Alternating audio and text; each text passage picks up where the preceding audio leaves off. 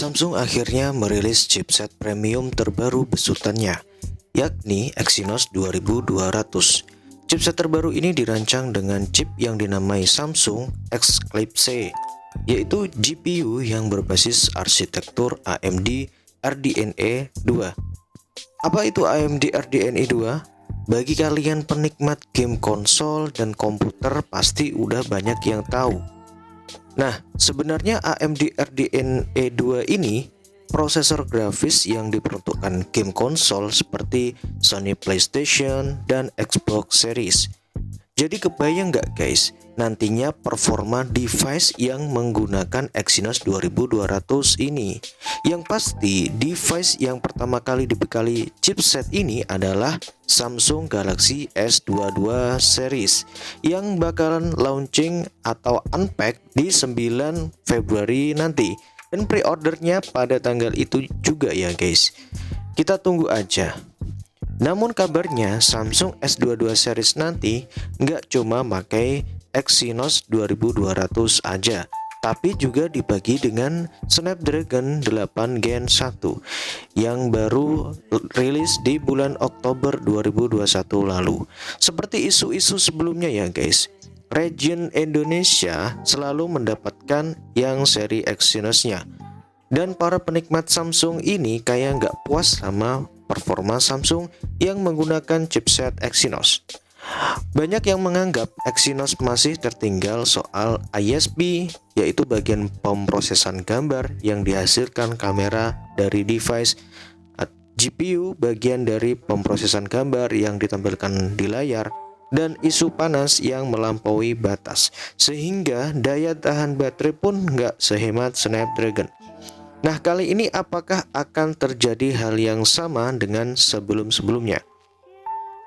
Namun kabarnya justru di Indonesia ini nanti bakal kedapatan yang Snapdragon 8 Gen 1. Nah, mari kita bahas satu persatu.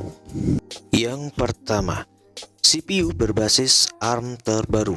Exynos 2200 merupakan chipset pertama di pasar yang mengintegrasikan core CPU ARM versi 9 terbaru dari ARM.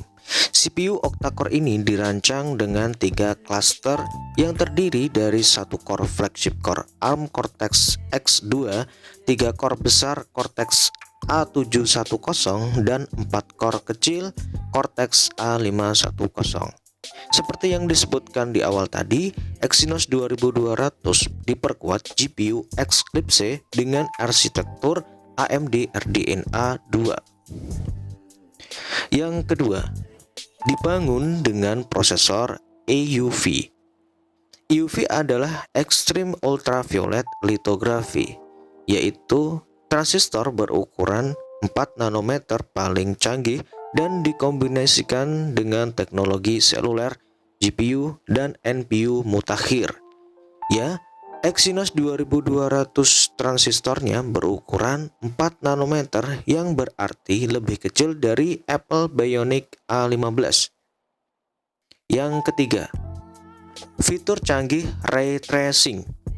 Nah, dengan arsitektur AMD RDNA 2 ini, Samsung Eclipse mewarisi fitur grafis canggih Ray Tracing yang diakselerasi perangkat keras dan variable red shading, di mana sebelumnya hanya tersedia di PC, laptop, dan konsol.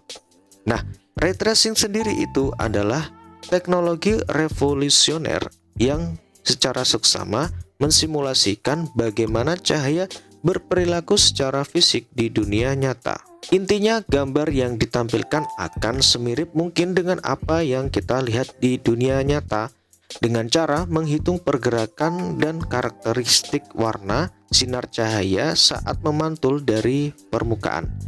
Ray tracing menghasilkan efek pencahayaan yang realistis untuk adegan yang dirender secara grafis. Selain fitur tersebut, juga banyak banget fitur baru dan hardware yang semakin ditingkatkan juga. Jadi saya akan kasih lihat di video ini, nanti bisa kalian pause dan dibaca sendiri.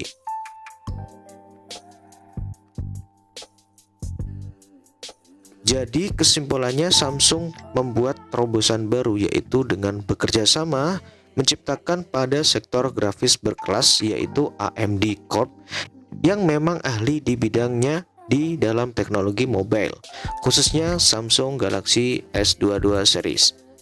Lalu apakah dengan melakukan kerjasama dalam meningkatkan grafis mobilenya mampu mengatasi game berat seperti Genshin Impact yang selama ini dipakai buat pengujian real gaming yang berat? Kita tunggu aja pengujiannya setelah rilis nanti tanggal 9 Februari.